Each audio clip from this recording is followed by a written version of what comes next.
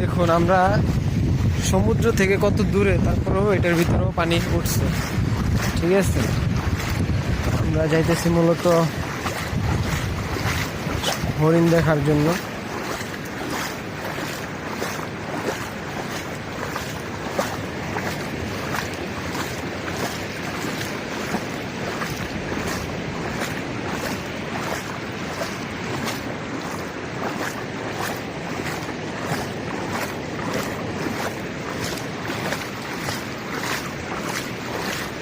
উপকূল থেকে এখানে প্রায় 200 আর 300 কিলোমিটার দূরে আমরা বর্তমানে অবস্থিত করছি।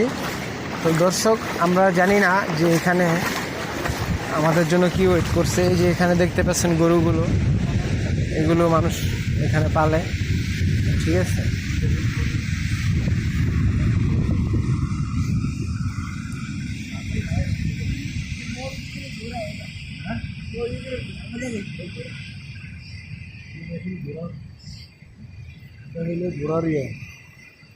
ইলুমিনাটি।